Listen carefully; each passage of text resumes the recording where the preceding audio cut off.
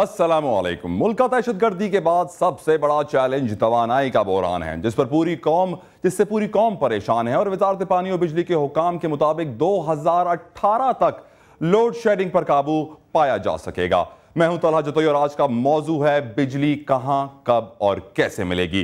इससे पहले के प्रोग्राम का बाज़ाब्ता आगाज करूं, हमारा नंबर नोट कर लीजिए 021322708229 021322708229। हमारे प्रोग्राम में आप भी कॉल कर सकते हैं और अपने प्रोग्राम का हिस्सा बन सकते हैं। पावर सेक्टर किसी भी मुल्क की मुआशी और इक्तिसादी पावर या ताकत के मुतरादिफ है और हमारे मुल्क की सलाहियत से तो हम सब बखूबी वाकिफ हैं। मईशत का पहिया जो पहले ही रुक रुक कर चल रहा था, अब तो उसे मुकम्मल ब्रेक लग गया है। पहले यह सवाल किया जाता था कि लोड शेडिंग कितने घंटे की जाती है, मगर अब यह पूछा जाता है कि बिजली कितनी देर के लिए आती है। माहिरीन और मुतासरीन की राय भी प्रोग्राम में शामिल करेंगे, लेकिन सबसे पहले जिक्र करते हैं मुल्क में जारी तलब और रसद के फासले का, और इस हवाले से देखते हैं यह रिपोर्ट। वजारत पानी और बिजली के मुताबिक मुल्क में बिजली की तलब 18,262 मेगावाट जबकि पैदावार 1,351 मेगावाट है। पन बिजली से 4,871 मेगावाट और थर्मल से 2,015 मेगावाट बिजली हासिल की गई। IPP से 6,007 मेगावाट और रेंटल पावर प्लांट से 158 मेगावाट बिजली हासिल की गई। वजारत पानी और बिजली के मुताबिक KSC को 750 मेगावाट बिजली फराहम की गई। शहरों में 10 से 12 जबकि देही इलाकों में 13 से 16 घंटे की लोड शेडिंग जारी है। 13 से 16 घंटे की लोड शेडिंग, यकीनन बिजली के बना जिंदगी का पहिया नहीं चलता, और इसी बारे में हम बात करेंगे। हमें ज्वाइन कर रहे हैं इस वक्त, हमारे साथ मौजूद हैं अतीक मीर साहब, ऑल कराची ताजिर इत्तेहाद से उनका ताल्लुक है, और हमारे साथ मौजूद है मोहम्मद रेहान साहब, vice chairman textile export association. Atiq Mir साहब, सबसे पहले मैं आपसे बात करूंगा। आपने आज एहतजाज भी किया वजीर आला हाउस के बाहर अपने तमाम तर साथियों के साथ, और एक बार फिर आपको यकीन दहानियां कराई गई कि आपसे मुज़ाकरात किए जाएंगे, मुश्किलात हल की जाएंगी। अगर अब भी आपकी मुश्किलात हल नहीं होती तो आपका लाहे अमल आ गया क्या होगा? देखिए, ताजिर जब सड़क पे आता है या एहतजाज पर आता है तो ये ताजिर की बर्दाश्त की आखिरी हद होती है। इस वक्त सूरत हाल कराची की मार्केटों में ये है कि बिजली गुज़श्ता 2 माह से, जब से ये मुआवज़ाराई शुरू हुई है इंतज़ामिया और लेबर के दरमियान, कराची की मार्केटें उसका कितना भुगतान भुगत रही है, इसका अंदाज़ा इस बात से कीजिए कि 2 माह से 90% ताजिर ऐसे हैं जिनके मामूल के अखराजात पूरे होना मुश्किल हो गया। फैक्ट्रियाँ सारा दिन बंद रहती हैं।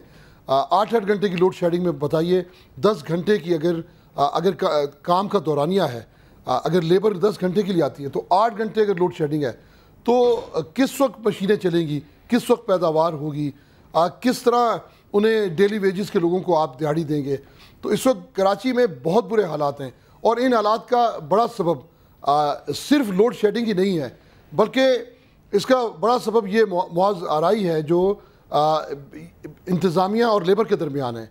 क्योंकि जब कहीं फॉल्ट आता है, उस फॉल्ट को दुरुस्त करने के लिए 8-8, 10-10, 15-15 रोज़ तक कोई पूछने नहीं आता।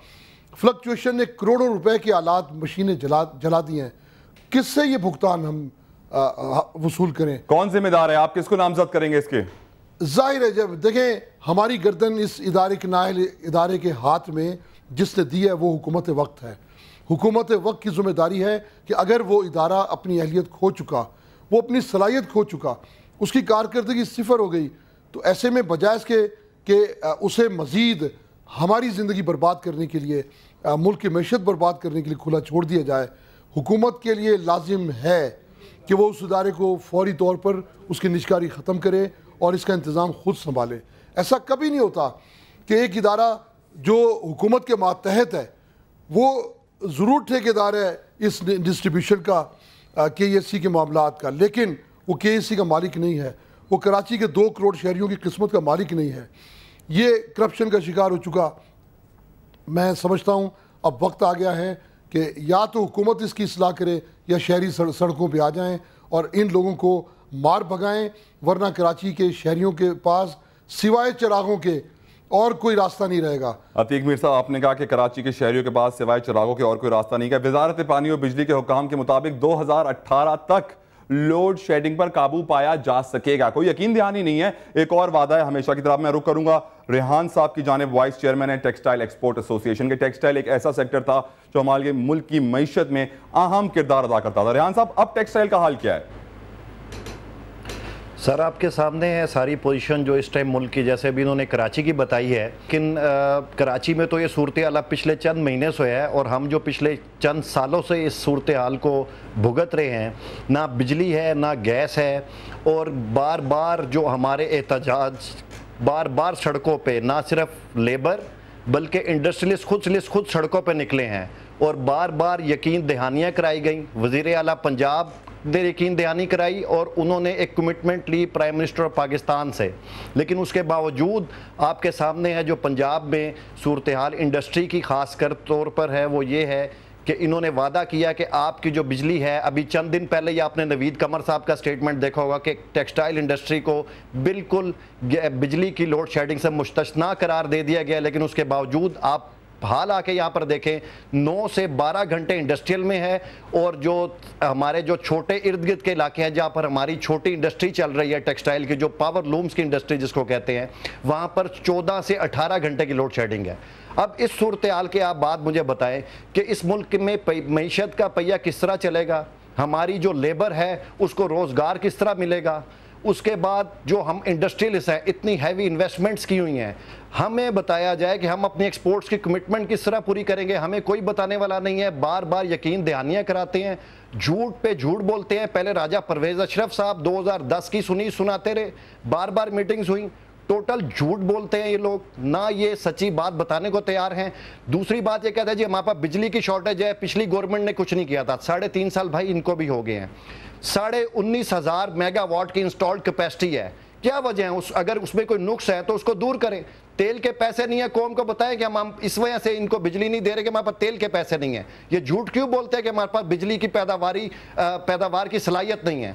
इनके पास सब कुछ है, सिर्फ इनके पास जो इनकी कहना ये चाहिए कि इनकी नीयत ही सही नहीं है इस मुल्क के लिए। ये चाहते ही नहीं है इस मुल्क की इंडस्ट्री चले। खास तौर पर इस टाइम पूरे तरीके से पंजाब को खास तौर पर निशाना बनाया जा रहा है, चूंकि 62% लोग पंजाब के अंदर हैं। उनका कसूर क्या है? हमने यहाँ पर इंडस्ट्री लगाई, हमें बताया जाए कि हमारा कसूर बिल्कुल सही, बिल्कुल सही है कि हम पंजाब में रहते हैं और हमारा ये कसूर है कि हम इस मुल्क में अपना रोजगार लाते, ना सिर्फ रोजगार देते हैं बल्कि बाहर से जो एक्सपोर्ट करते हैं उसके डॉलर्स भी इस मुल्क के लिए देते हैं। मोहम्मद रियान साहब, आप मेरे साथ मौजूद रहिएगा। हमें इस वक्त ज्वाइन कर रहे हैं डीजी पेप को इंजीनियर एजाज रफी कुरैशी साहब टेलीफोन लाइन पे हमारे साथ हैं।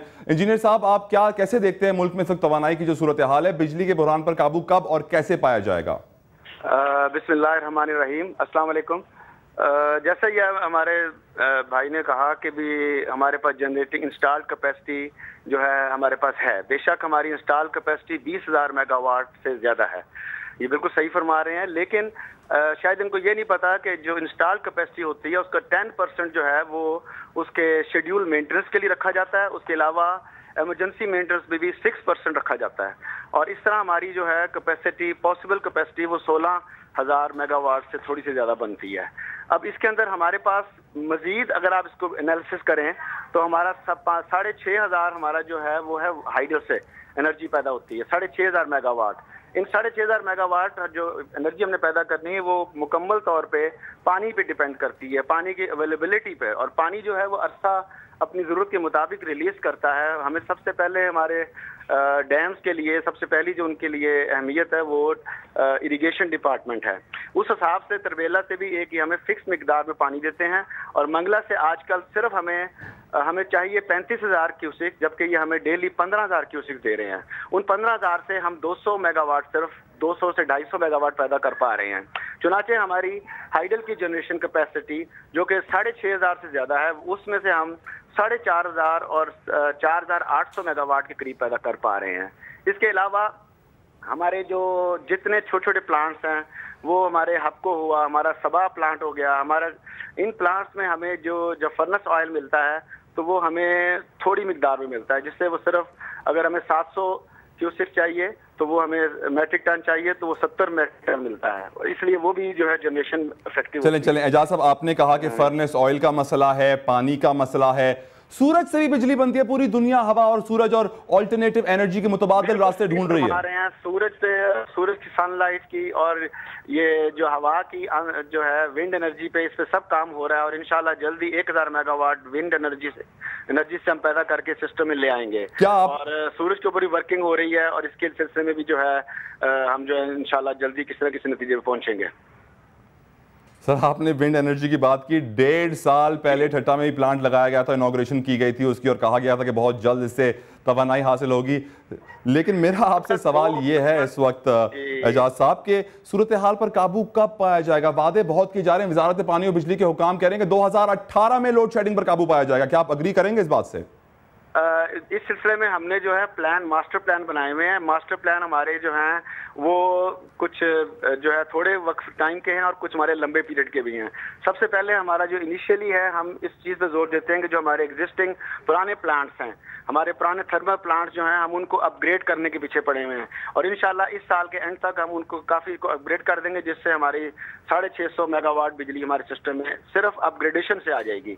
इसके बाद हमारे जो दूसरे प्लांट्स है IPPs के, वो भी सिस्टम में जो है इसी साल ही कुछ आने शुरू हो जाएंगे और इस तरह हमारी जनरेशन कैपेसिटी बढ़ जाएगी। प्रॉब्लम यह है कि हमने पिछले साल 1000 मेगावाट से 1200 मेगावाट हमने सिस्टम में इंट्रोड्यूस किया और पिछले 3 साल पे अगर हम जाएं तो हमने 3000 मेगावाट इंट्रोड्यूस किया, जबकि पिछले साल के अंदर हमारे जो रिक्वायरमेंट है कंजम्पशन वो 15000 मेगावाट से इसी महीने में 18000 मेगावाट पे चली गई है, जबकि हमारी इंस्टॉल्ड कैपेसिटी में सिर्फ इजाफा 1200 मेगावाट के करीब हुआ। इस वजह से हमें कुछ इस साल प्रॉब्लम हो रही है। चलें, इंजीनियर एजाज रफ़ी कुरैशी साहब आप भी हमारे साथ मौजूद रहेगा। ताजे तंजीमों के सरबराह भी हमारे साथ मौजूद है। गुफ्तगू को आगे बढ़ाएंगे लेकिन एक छोटे से ब्रेक के बाद हमारे साथ रहिए।